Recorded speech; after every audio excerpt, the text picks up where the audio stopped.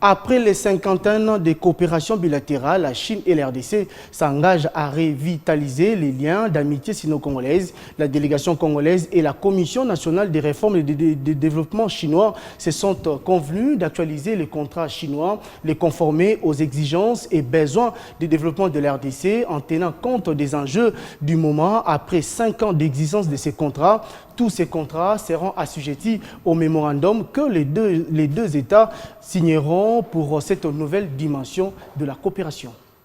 51 ans de coopération sino-congolaise, la République démocratique du Congo et la Chine décident de la revitaliser. Le vice-premier ministre, ministre des Affaires étrangères et francophonie, Christophe Lutundula Apala a conduit une délégation de près de 6 membres du gouvernement auprès de la Commission nationale de réforme et développement chinois. Zheng Shanjie, qui en est le président, et son staff ont pris 2 heures d'échange avec la délégation congolaise. Après 5 ans de contrats chinois, il faut les actualiser, les conformer aux exigences et besoins de développement de la République démocratique du Congo en tenant compte des enjeux du moment.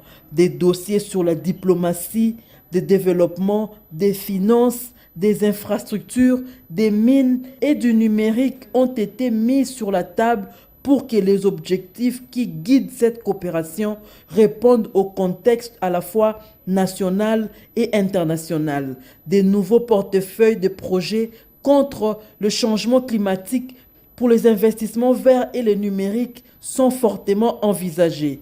Zheng Shanjie promet de son côté de sensibiliser les entreprises chinoises déjà en RDC dans le secteur minier comme TFM et Sicomine sur le respect scrupuleux des lois congolaises.